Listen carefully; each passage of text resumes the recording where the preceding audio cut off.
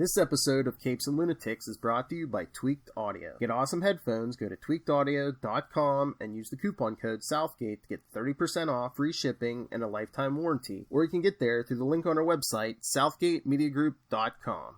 This is Brian Edward Hill, and you're listening to the Capes and Lunatics podcast.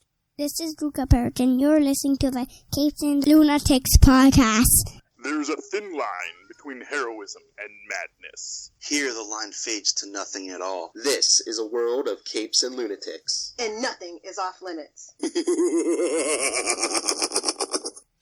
Good evening. It's a Friday night, although it's Black Friday, so, you know, Charlie is sleepy, Lilith is hungover. All right, let's get to it. Capes and Lunatics episode 133 starts right now.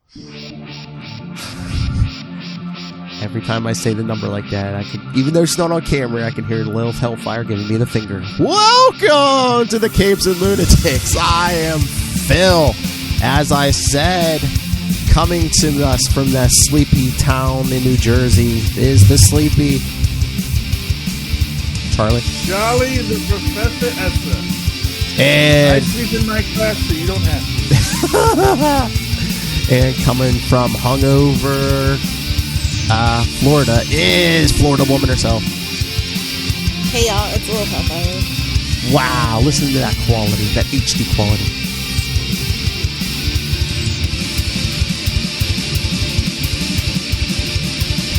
That's right, we got some new entertainment shows today. We're recording this on the night of Black Friday. Black Friday Eve. No, last night was Black Friday Eve. Anyway. Alright. To follow up from last week, remember we were talking about Elizabeth Banks, bad mouth in Marvel movies and everything? Mm-hmm. Mm-hmm. Did everybody see she already got another movie? She's going to direct and star in The Invisible Woman. Like, based on the Invisible Man. Novel? Based on like the Invisible... Yeah. Yeah, not based on the Marvel. No, not the Marvel character, yes. Okay. So, but that is, technically, it's a superhero franchise, so, okay. So anyway, there we go. Invisible Woman. Is that the new way to... Is that the new way to get attention, is to, like, bash Marvel movies now? Well, it's... when you're... to be fair, Martin Scorsese's The Irishman is fantastic, even though it's 3.5 hours long. Oh, so what you're saying is all these people, what they've had in common is that they had a project coming up, or they were looking for a new project, and guess what? Let's bash the king and get some attention. Well, you know what it is. Well, it's like you said. Marvel is dominating. Yeah. Even in this actually Disney is dominating, because even in this lackluster box office, Frozen is still showing up and printing money. Screw Frozen 2. Where is my Lilo and Stitch 2? Okay? I know they got a cartoon, but I'm still waiting on Lilo and Stitch 2. Reboot the cartoon for all I care. Okay, boomer. No, well, not even close. I know. The Lilo and Stitch universe has been well expanded, But if you're talking about sisterly love, they have a better sister bond. Fight me, nerds. Fight me, Diz nerds. Well, you know what? Here's what I'll say on that question. Elsa and Anna actually have a sisterly bond that is kind of almost mutual, whereas Lilo and I'm getting her sister's name off the top of my head. I wonder why. No, I'm kidding. I'm messing with you, Charlie. It's fine. No, it's because it's been a long time since I saw that. And, unfortunately for her sister, she actually was forced into that mother role. And so they never really got the chance. They did not have as strong of a sister bond. It was always more like she was taking care of Lilo. Whereas I think Anna and Elsa, they're on more equal footing. Yes, it's still the younger sister and the older sister has the responsibility, but it was you never got that Elsa was like raising Anna the way that it was pretty clear that Lilo was. Well, I have a lot of problems with the Frozen franchise. And also, to be fair, they were also, independently wealthy, so it's not like Elsa had to go out and work, 3 jobs to, And the romance is better in Lilo and Stitch because the dude wasn't even her boyfriend yet, and he's buying her groceries and giving her emotional support. I'm just saying. Yeah.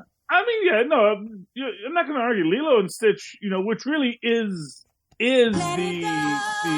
the cartoon renaissance of Disney. I mean, really, you can Lilo and Stitch really saved hand-drawn animation. It was really just an amazing film for Disney as a project. But like I said, they have had their own expanded universe. We need more. Well, yeah. But, That's better than getting a Moana show. That's all I'm saying. Fight me. I don't care. I'm in a mood today. But I'm sorry to derail you. Are they doing a Moana show? I didn't think they were doing a Moana show. No, I'm just saying. Just See, in what case. they ought to do is they ought to tie in Moana to Lilo and Stitch, since, you have that Polynesian connection, and just realize that, they're in the same universe kind of thing. That could work. Because clearly, those aliens were aware of Earth and had visited Earth beforehand. So, as you do apparently in every single universe where there's aliens.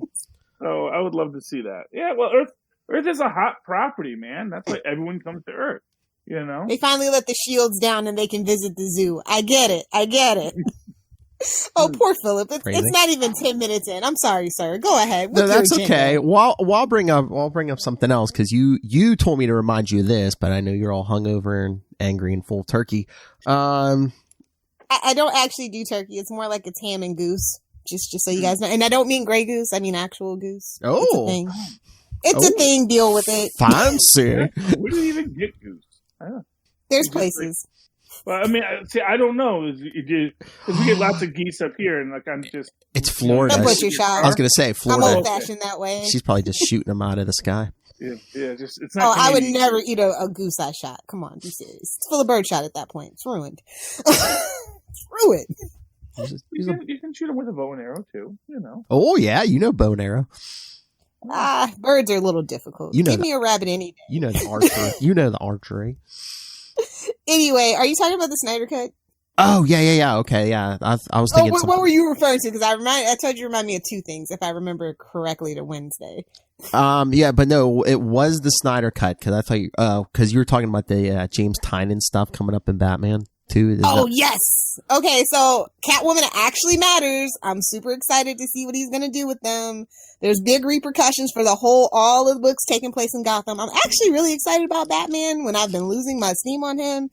What are you talking about? You think you didn't read that open letter he wrote about his plans for Batman in 2020 and beyond? I did see that they were talking about, after the whole city of Bane. They're rebuilding Gotham. He's shunning the old money. It's about new money in tech. And, that's why Alfred had to die, because that's his last vestige of old money. Yeah, but I'm excited. Yeah, but supposedly they're going new, but it's didn't I see that they're saying once Tynion takes over, Gotham's going to take on the Tim Burton movie aesthetic? Yeah, okay. Which makes kind of sense with the repercussions, because they've literally broken the city of Gotham. So it's like after No Man's Land. It kind of makes sense to kind of incorporate that Burton-esque, Gothic quality. Yeah, to me. Well, after No Man's Land, they rebuilt the whole city, however the new writers wanted to do it, but... So it's Bruce getting into venture capital, and he's going to be he's looking to the new money to rebuild Gotham. I really feel like Lex Luthor might be popping up as more of an adversarial role, which I've been dying for again since No Man's Land. Honestly, I'm just really excited because, like I said, the whole Catwoman and Batman thing, the wedding thing, really soured people. But they're really going to explore that relationship, and I'm really interested. It's basically going to be a co-joint book at that point. I was going to say. Are we talking Bruce Wayne, instead of just using his Wayne Foundation to be the sole income? He's actually getting his hands dirty and going out and shaking babies and kissing hands, Oh, okay. Well, yeah, but it's is he trying to bring in new investors? He is. He's looking to the young kids with the tech and stuff, which that's what people do now. Yeah, so it's going to be cool to see it in the comic books. That could be good. Although obviously you're going to get a lot of Lex Luthor types. He's basically. But we're really focusing on the Riddler too, which we just kind of got done discussing over on way before the bat. Oh, you mean that punctuation prick? Yes. Well, we'll get there. There's so many things you can do with him, and I think James is the guy to actually make Riddler kind of like the Gotham show Riddler, which I really enjoyed. I think that's the interpretation he's going to lean towards. So is he writing a bunch of the books? So is it going to be like back in the day when like... I basically think that's not his title, but he's basically editor over all the Bat books at this point. I was going to say it's going to be like back in the day when like Chuck Dixon was writing at least 1 or 2 Batman books, the Robin book, the Nightwing book. Yeah. Yeah. So I'm really excited because I do feel like the whole Bat family universe needs a coherent through line at this point. So like I'm like super excited for the first time in a long time. Yeah, it sounds. And I'm not the biggest fan of James, but as long as like the other stuff he's done, I'm good with. But some of the things we've kind of talked about ad nauseum. Most of his Batman stuff I think has been decent. Yeah. It's Lilith. Most of it, but it's that one thing. It could always be worse. Bendis. And to be fair, I don't know if this is the alcohol talking. Bendis is getting a little better, or maybe he's just worn us down. I'm not sure which. What? Maybe it's a little bit of both. On Superman or in general? In general. Okay. I'm always gonna have an axe to grind with him about Superman, but the other stuff he's done with like John and the other stuff that's not Supergirl, I'm totally good with. You can tell she's drunk. She's like, "Oh, Bendis not so bad." Blaming on the alcohol. Well, I'm just trying to be more objective and kind of divorce the art from the artist kind of thing. Like, just deaf to the author and everything now, and you'll be a lot more happy, I think. It's a season of miracles because, I've been talking the praise of Alan Moore lately. So, I saw that. I was like, am I that drunk? Did I read that? Yeah. On the last episode of Who Podcast The Watchmen, scroll down. Yeah. I mean, it's just, Alan Moore wrote some very good comic books, and, I don't. He's one of those guys too that his work doesn't mean what you think it means. I think like the movie kind of like, people see like one thing and they think he's one thing, but it's kind of the complete opposite. Oh yeah. So fandom can ruin a lot of things sometimes. Yeah. I get you. But it's So it's easy to soften on these people became like big name artists and creators because they're good, And it's like Bendis they sold their soul to the devil. Whatever. Well, yeah, I mean, but just because you sold your soul to the devil doesn't mean you're not a good comic book writer. So that's see, I guess maybe that's my argument with Alan Moore. He sold his soul and he didn't have to. But my big thing, the art was in his soul the whole time. Like when Peter Tork goes and plays the harp at the end of The Devil and Peter Tork in The Monkey. Wow. The devil didn't give you that music. That music was always in your heart. Unless you're Fry from Futurama. Yes. That's my new thing. Got to work in Futurama references. The kids don't know about Futurama. They got to know about Futurama. Yeah. All right. So we talked the upcoming Batman stuff. So what was your hot take on the Snyder Cut? It's not a hot take, bro. Like, well, I don't know. Okay, so there's a lot of misconceptions about like release the Snyder Cut and like why the Snyder like could possibly like. Do you guys? He didn't actually get kicked off the movie. He like had to like deal with the death of his daughter. Yeah. So it's like it's not like he got kicked off the film. It's not like a Richard Donner situation at all. And I just honest to God believe there's not a Snyder Cut. Like I just in my soul because he just wasn't there long enough. Is there like a bunch of unused footage though that they could add in? Is that they could add it in, but it's still not going to make the story better or complete just because of how and when he left and when they brought in Joss. It's just and Jason, you have to take everything Jason Momoa says with a grain of salt. Like that's just who he is. Oh, we're taking the word of Jason Momoa. Oh, come on! People are taking his word. Jeez. Yeah, basically. And then Gal Gadot comes in and she's just like trying to be a pal, But it's like, no, I honest to God don't believe it exists. And I feel bad for people who like really think that it's going to really make a difference because that movie is crappy no matter how you cut it. I get the feeling that there was a lot of thoughts that Snyder had early in production that people like think got shot and filmed and were scripted into it rather than just ideas that wound up on the cutting room floor even before Snyder left, So it's like there isn't a dark side. There's no big dark side scene. No, he didn't make it. It was just Steppenwolf. But the idea that he was dark side. I think people think that there was this other film that Snyder had conceived. It's not a Richard Donner situation, guys. It's never gonna. I mean, how long did it take the Richard Donner cut for Superman 2 to come out? Like, what, 25 years or something like that? Yeah. So, I mean, if it is a Snyder cut, see you in 2050, kids. Like, and not for nothing, if they wanted to do, here's what I'll tell you: if there was a Snyder cut, they would release it on HBO Max. Period. Point blank. I was going to say that. That's how they sell HBO Max. Day one, we get the Snyder cut, special edition, triple Blu-ray kind of thing. Day one on HBO Max. That's how they sell it. If it was a Snyder cut that existed, that's what they would have done. That's how I just know in my soul. Ain't no way this is a secret Richard Donner situation. There's just no way. The timeline doesn't match up, people. Let it go. Let it go. They just want to let that thing die. Let it go. Because the whole Snyder universe is not good, so what makes you think the Snyder cut would be good? Like, oh!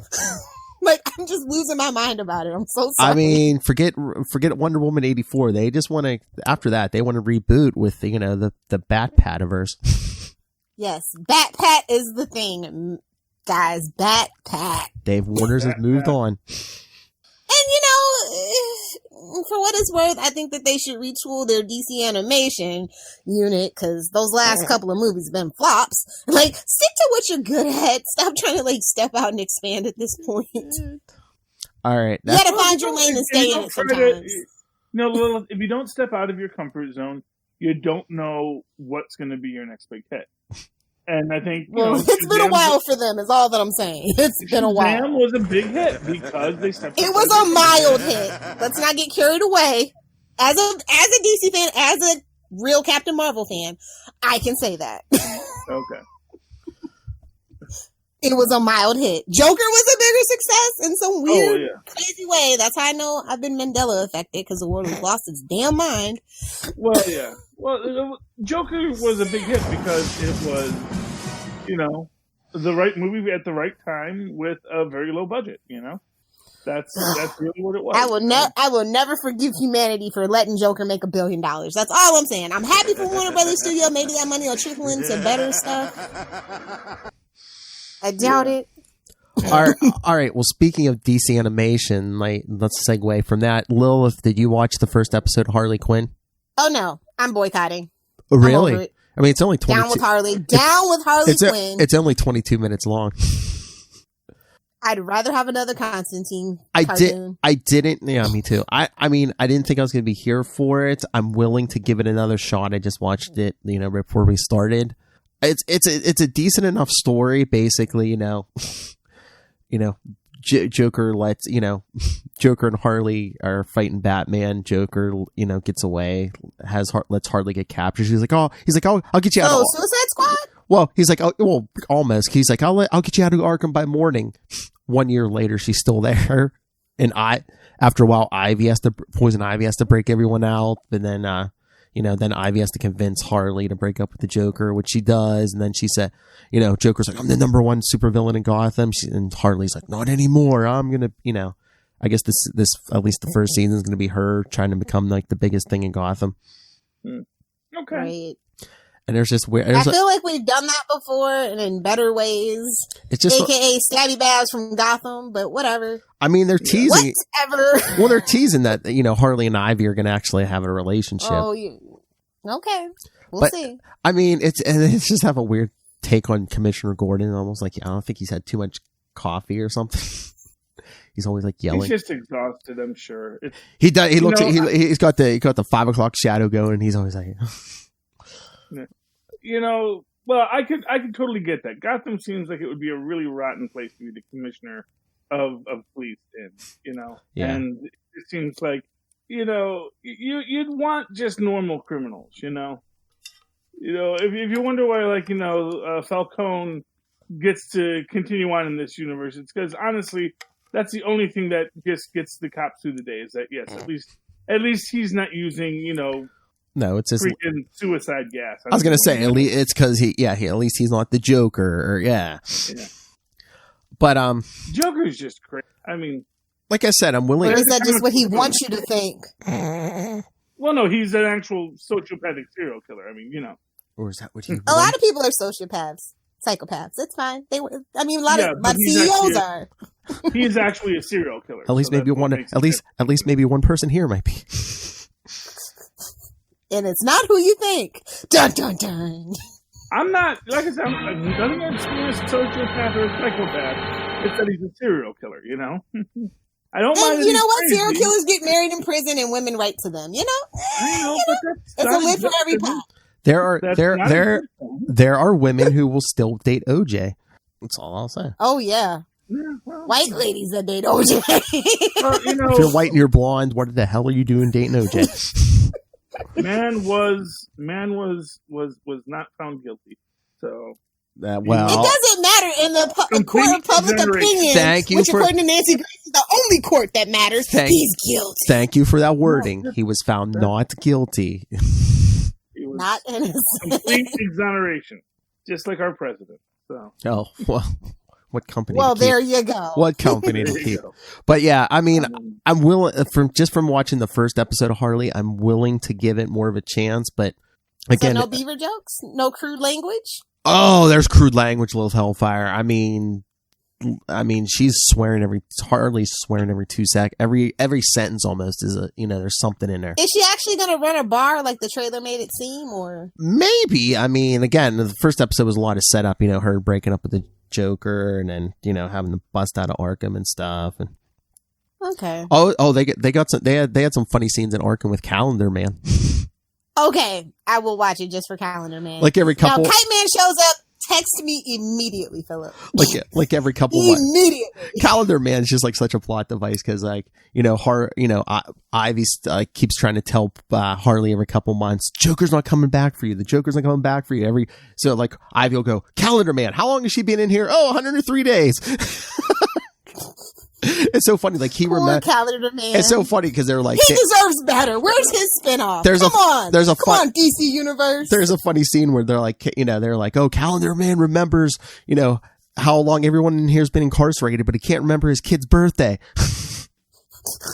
Because the wife and kid come to visit Calendar Man, and then he's like, Daddy, we brought you a cactus, and the guards just toss it to the ground and start shooting it. They're like, no, plant life within 50 yards of poison ivy.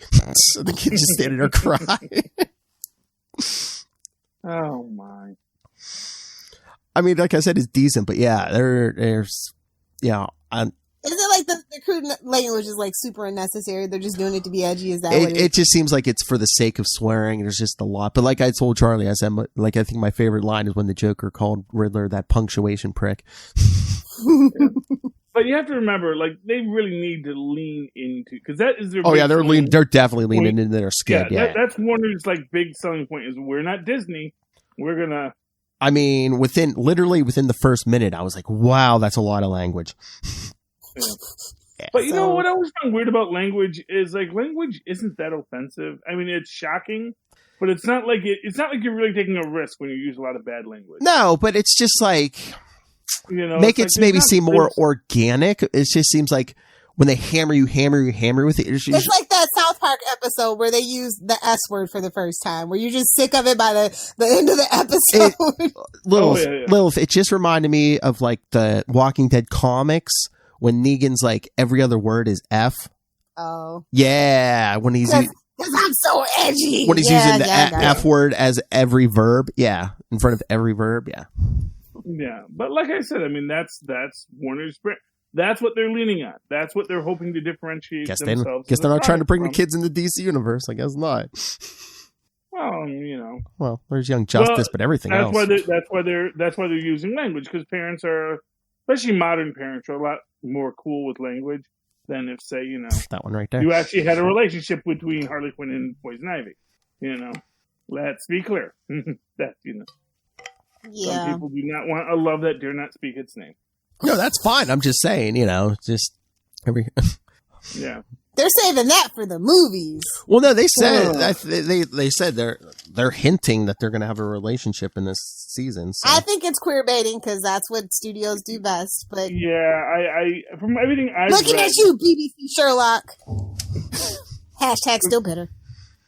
From everything I've read, one of the biggest complaints is that they don't explore it. That is like they're just good friends who share the rent. You know, they're gals being pals. They're just like Bert and not Bert. Bert and Ernie. Yeah, Bert and Ernie. I was gonna say Dick and I was gonna say Burt Ward and Adam West. Adam West, yeah, but no, it's just like Dick and Bruce, you know. Dick and Bruce, you say? Dick and Bruce, yeah. Enunciation is everything.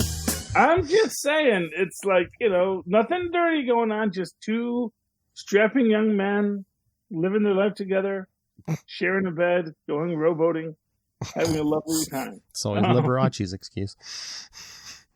Yeah. So, yeah. But that was another big thing from Harley Quinn, because when she finally, she basically, Dr. Harleen Quinzel was talking to herself in her head, trying to convince herself to leave the Joker. And like the thing that sold her, and she was flashing back to like, Joker and the Batman at one point, and she was like, wait a minute. She's like, when he said, I can't live without you, she's like, he wasn't talking to me, he was talking to Batman.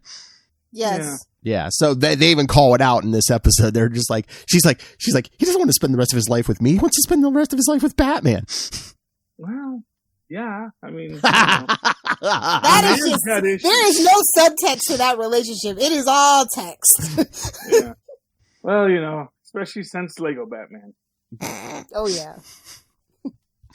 He's always trying to kill those. But he's always trying to kill those Robins because he's jealous. Yeah. Yeah, which I guess is maybe the one thing that kind of ruins the new Jokers. Now it's like, no, it's a brotherly relationship. It's just brotherly love. Shut your freaking mouth, Charlie Esser.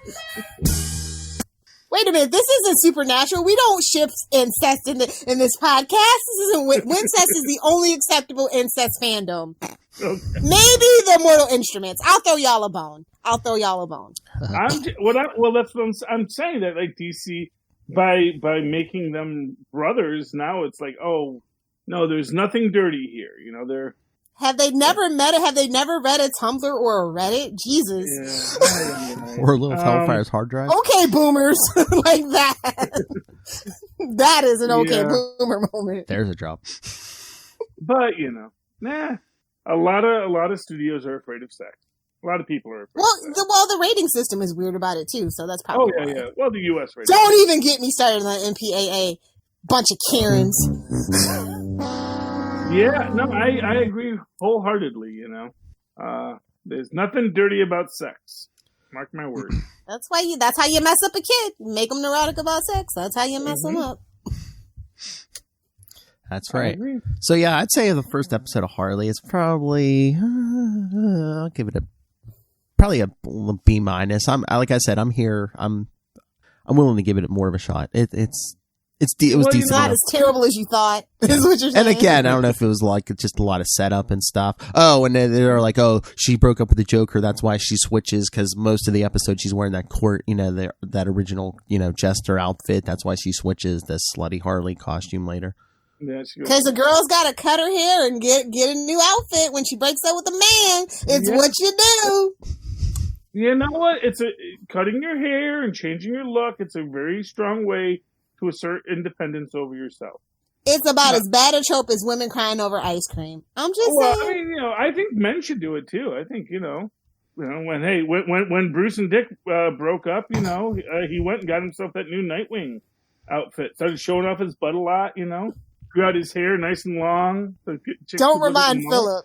# mullet doesn't exist. I'm just saying. Oh, speaking of, Titan Season 2 finale was today also, and we finally got Nightwing. Yep, that happened. Yay. How do you feel? Did you watch it? No. Oh, I liked the episode. I mean, and it wasn't like he was in the suit at just at the end of the episode. I mean, he showed up within, probably within the first 10 minutes or so. Yeah, he was... wow, they're going full throttle. Oh yeah. He takes down Deathstroke, and then they got to, take care of Cadmus. Yeah, well, you got to remember, it's the Titans, not the Teen Titans. Yeah. Yeah. So they really want to show we're all mature here. Is it a blue? Is it a blue themed Nightwing costume, or is it the red themed Nightwing? No, it's blue. No, yeah, no. None of that new 52 crap. No. Phil wouldn't be nearly as excited. Let's just put it to you that way. But stay tuned for next Saturday. Kristen and I are going to talk that, and we're going to be talking to Titan Season 2 writer Brian Edward Hill. Ooh, great. I talked to he's him. that guy with that beautiful baritone. Yes, the one you heard at the beginning of this episode. Yes. Oh yeah. And are you guys? When are you guys starting your month-long fest? Oh, the 80th. The weekly stuff? Yeah, in January. Okay. Just like when we're going to start our Batman stuff. Yeah. Because 2020 is Dick Grayson's 80th anniversary. Hey, he doesn't look a day over 25. Plastic surgery, constant reboots. Amnesia. I heard amnesia is good for the soul, apparently. They're fixing that in 2020. Character. Usually very helpful. I want to be a fictional character. All right. So, anyway, should we get some comics? Yeah, let's do that. Phil's Comics Corner. My pick of the week is going to be shocking. So. Oh, no. What's your pick? No, I'll wait. Okay. Oh, this is going to be good. Well, you know what? I'll go right into my pick of the week if you want. Sure. Yeah. Because my pick of the week was Conan 2099. Oh. It was a really solid book in our new Conan mythos. And it's weird because it kind of ties into what we're seeing with the Savage Avengers, but it also kind of ties into what we just saw in the last Savage Avengers where, Doom and Conan, they got a relationship. They have an understanding, monarch to monarch. And we actually have that Conan has taken over, basically after Doom blows up the world, Conan has taken over like the southwestern United States, I guess before Hulk took it over, Conan grabbed it first. And he gets cursed by Morgan Le Fay because apparently Doom and Morgan Le Fay are having issues. That may tie into whatever Morgan's doing over in those X books right now. Yeah. We don't know. But she basically curses Conan that he will not, that, she will be with his soul until the sun burns the ground beneath his feet. And then he says, his land becomes cursed because of global warming. So it's a nice little quality here about how, he could protect his people, but not against the environmental ravages of the world. And then this is what was awesome is, as you do in the Marvel Universe, he finds a Nova helmet. Just these things fall to Earth, and he grabs it, and the guy gives it to Conan because he's like dying. He's like, okay. And then he basically, Conan's up in the wastelands after he's dispersed his kingdom, which he says it saves his people by telling them to move away because their land was blighted. He goes to, I guess, an old Nova Corps headquarters on Earth, which he does find, and like the last living Corps member is like just a skeleton there. He puts the helmet on like a little pedestal to repair it, and then he launches the escape pod because he's going to fly it into the sun. Because then the earth burns beneath his feet. Yep. And Morgan Le Fay is like, no! I knew he was going to pull it. And then this is just the best part, is he's got the Nova helmet on, so he's like got all force filled up. So he's just sort of standing there with the Nova helmet, and now he's going to wander the spaceways as Conan the Barbarian with a Nova helmet. And that is just like the most beautiful story. It's just such a great way to make a Conan in sci-fi future story. It worked on every single level for me. I loved it. You get so much depth of Conan as both Conan the Barbarian and Conan the King, his own, his codes of honor and all that kind of stuff. And it's just perfect Conan. 100%. See, Lilith, you should read it. You should read it. It's a very good book. I love Conan, but the 2099 stuff just seems like a little gimmicky. But I'm going to read the ones that are relevant to the things that I podcast about. Well, but I will probably pick that up. I was going to say the Fantastic Four one, and then this week's Punisher one. They're completely different than like what the original Fantastic Four and Punisher 2099s were back in the 90s. Yeah, well, and this Punisher 2099. Yeah, it's a different guy. Yeah. Just a waste. It's just total waste of story. The Fantastic Four one at least had a decent twist at the end. Yeah. You know, this one, it's just, I mean, and that they made Jake Gallows one of the other cops in it, but he's not the Punisher. Yeah.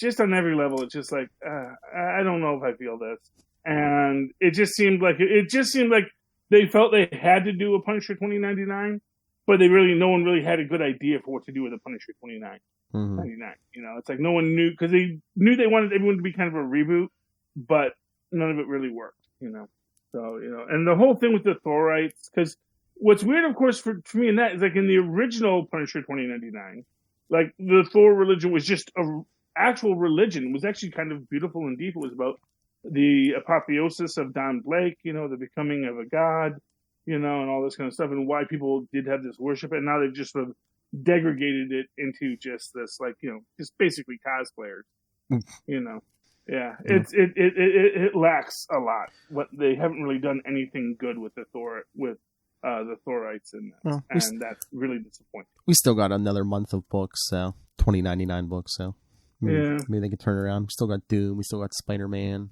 Ghost Rider. Yeah. Oh, hey, Lilith, did you read John Constantine Hellblazer #1? I did. I knew you had it, yeah.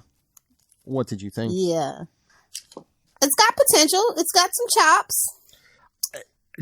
Is DC trying to But I'm worried. Do you think DC's trying to have their cake and eat it too? Like, like he's going to be part of the larger DC universe and like Justice League Dark, but here it's going to be more like the original Hellblazer book where he's kind of like in his own little universe. It makes the most sense though. Yeah. It's like some people like people love Constantine on Legends, so maybe they'll pick, Justice League Dark up for the heck of it. You know what I mean? Yeah. And then if you just love John Constantine, this is for you. And especially if you're like an old school fan. I saw a lot of like old school vibes, but also, I don't know, some newfangled things to say the least. But yeah. I'm interested. It's got potential. It's got chops. I love the character. But basically, I hope they settle on an evolution and just ride that wave. I'm tired of the wishy-washiness. Because basically, he's back in London. There's a mystical... All the things I love. Yeah. That's what I said. It reminded me of that original Hellblazer series. I mean, mostly, so... Yeah. If you're a John Constantine fan, I'd say pick it up. Exactly. It was a solid B- for me. Mm-hmm.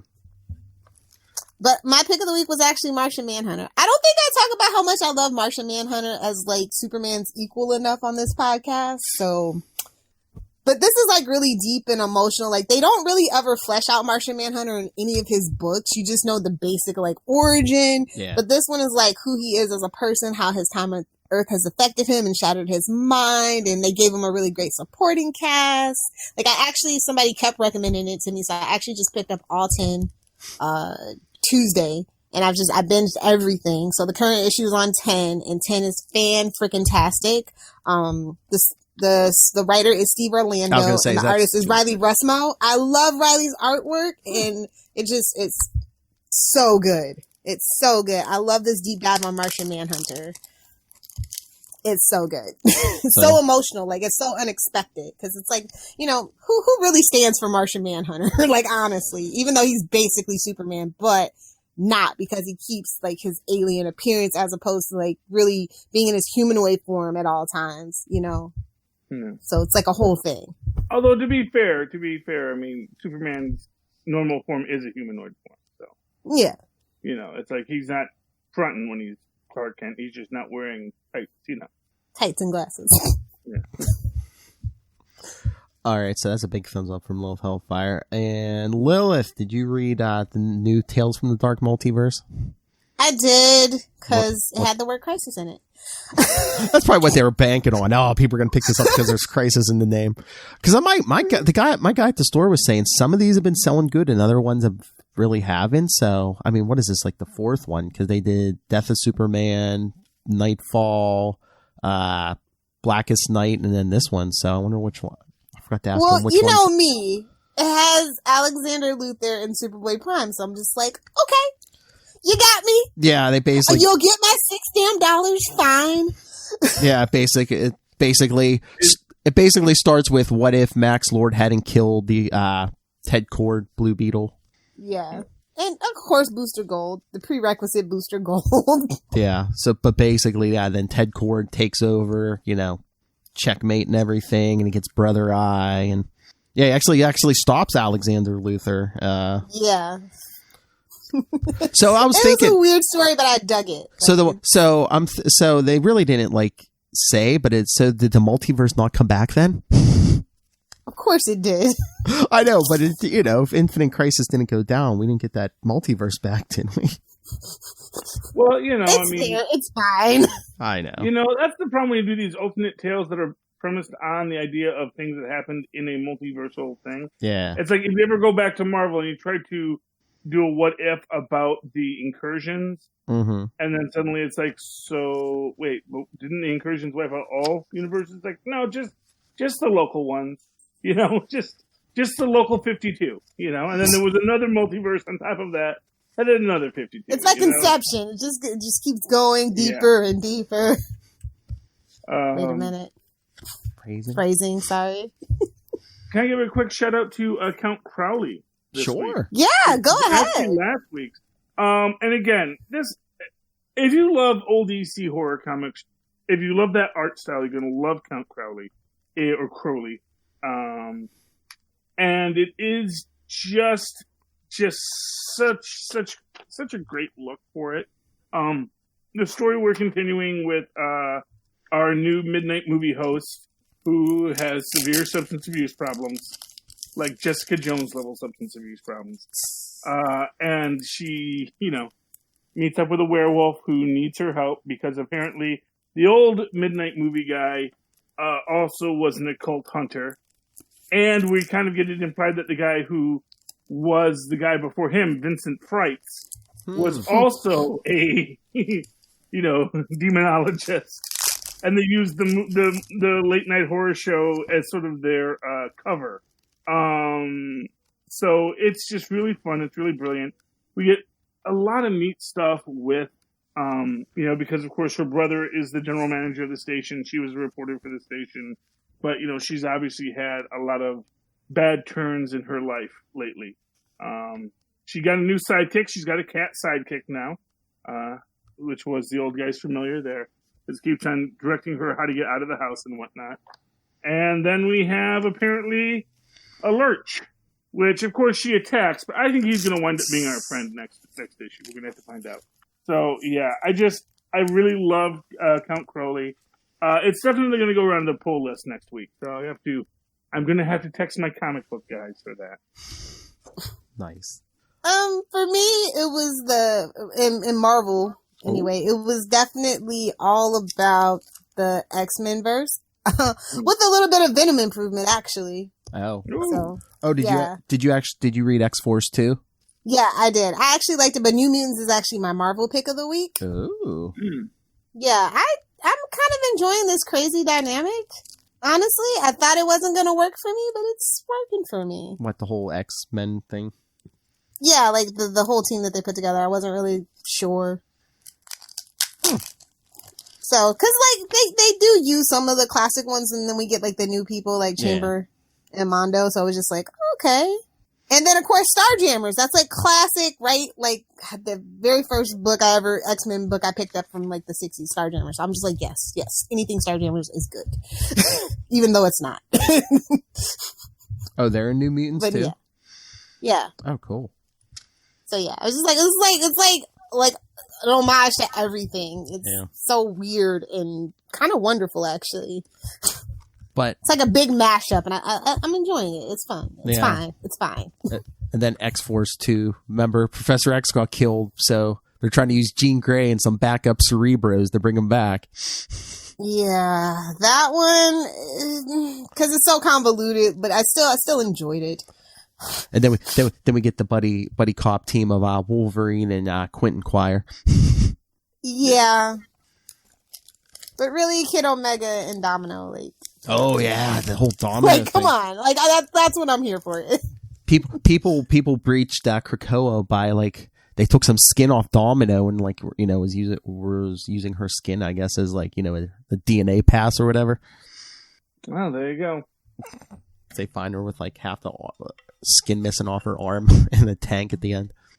I just wish they would stop with the edgelord stuff. Like, it seems like they're trying to be dark and edgy for the sake of being dark and edgy. X-Men! Yeah, right? Like, that's my only, like, complaint. Like, just stop it. Just let your story rest on its own merits without any gimmicks. It's fine. Yes. Yeah. It all seems like a gimmick to me, the entire the entire X reboot. Well, it did need to be streamlined. The continuity definitely needed to be streamlined. Do I agree with every single choice? No. Is it still a fun romp? Yes. Do I kind of not appreciate the characterizations? Like, I feel like I don't know these guys, and maybe that's the point. Because they're not the X-Men that we grew up with, obviously. Oh, yeah. So. Avi. I got you saying that now, Philip. Well, I think Charlie Esser got me saying that, Avi. Oh, Lilith, are you still reading Red Hood? Yes. It was a definite improvement, but there's still a long way to go. Like, they have lost my confidence with this. Like, that's not what I'm reading Red Hood and the Outlaws for. Like, just like him and those kid villains. Yeah, like, ew, stop it.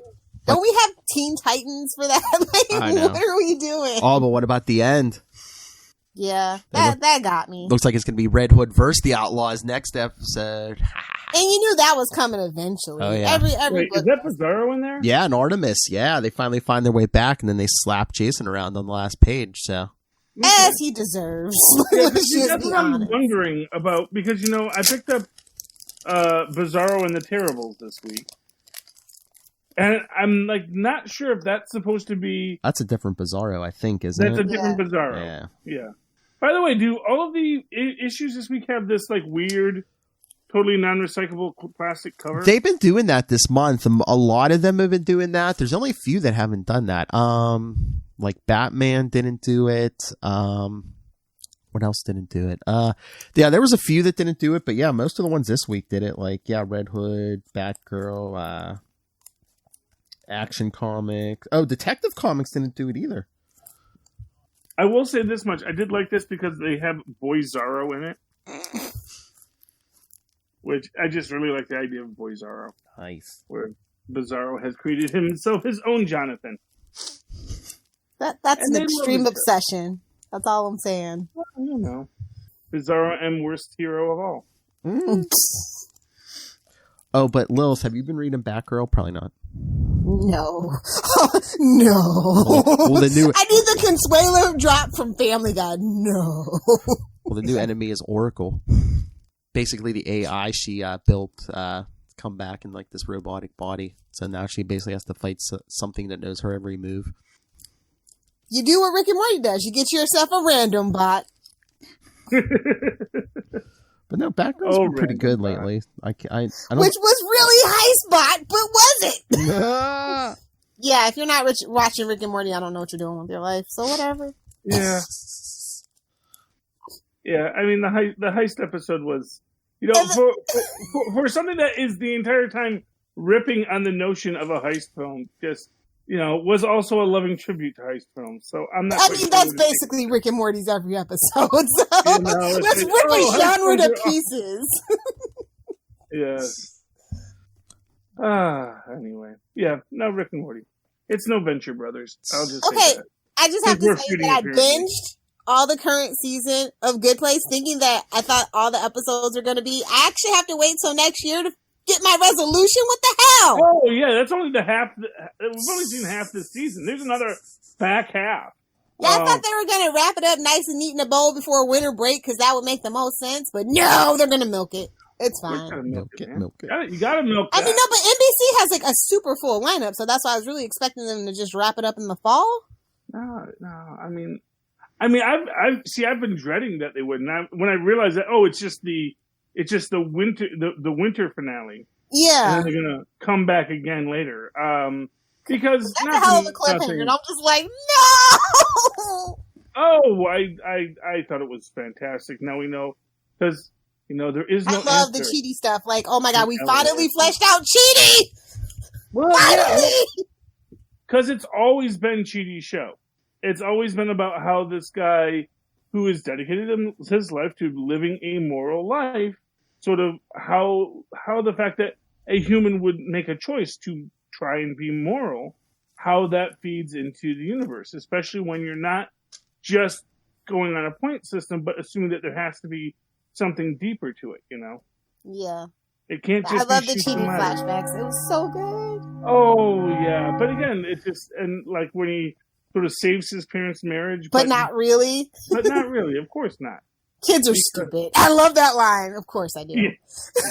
Yes, it was fantastic. And man, you know, the one just before that, you know, Jason, it was really it was great stuff with Jason. I was like, I think it was a crocodile. I don't think it was cancer. That's my headcanon. It's fine.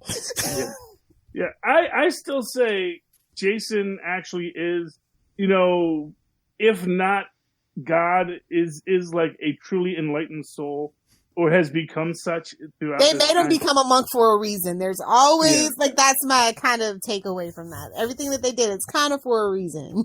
Yes, he is just such a great character, and he's just he just gets better all the time. So I love Jason on that, and Jason Chidi, and you know, just the idea that, you know, I love Tahani's character growth, like the fact that she gets to admit her like flaw and like she wants to be more important than just throwing fancy party. Like, I just love it all. Like, it's so sad that it's the last season, but hey, if you have a plan and you actually stick to it and you get the networks to not milk your property, looking at you, Supernatural, more power to you.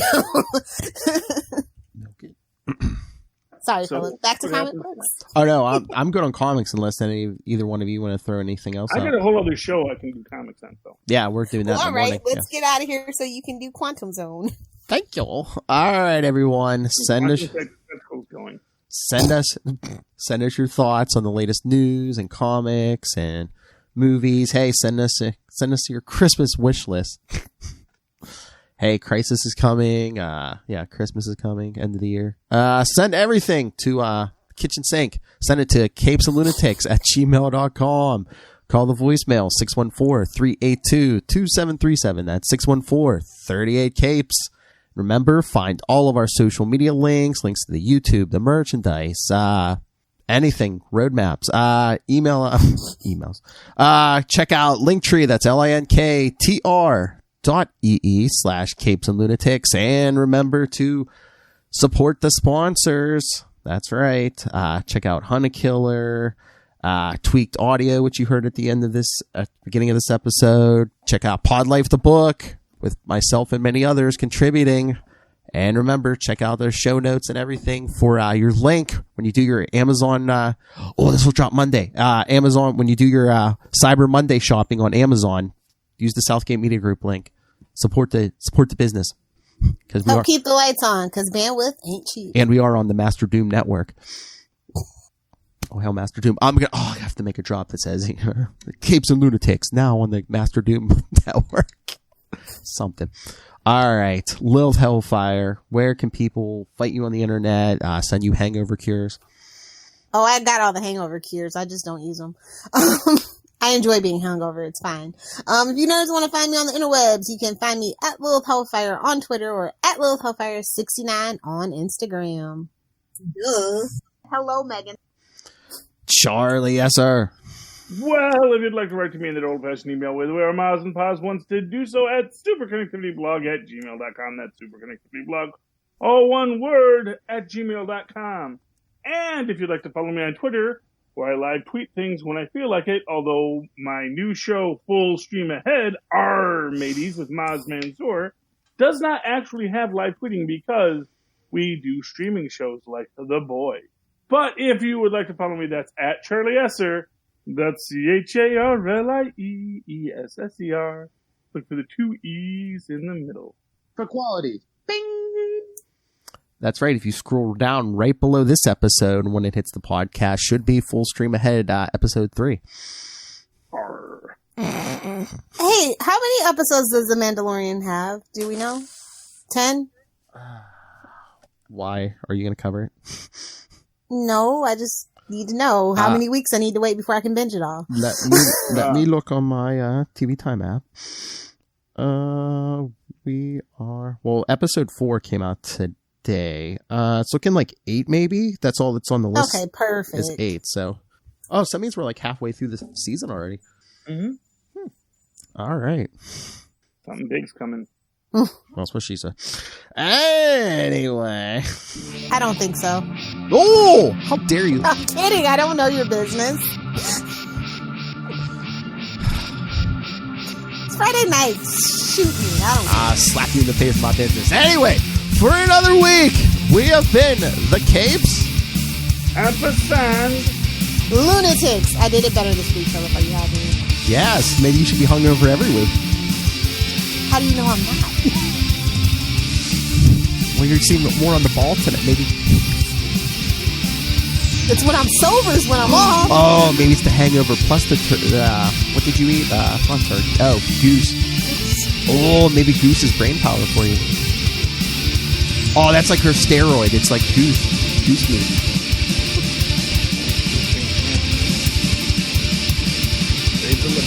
I know it's not goose, but how am I going to end this episode? Gobble, gobble.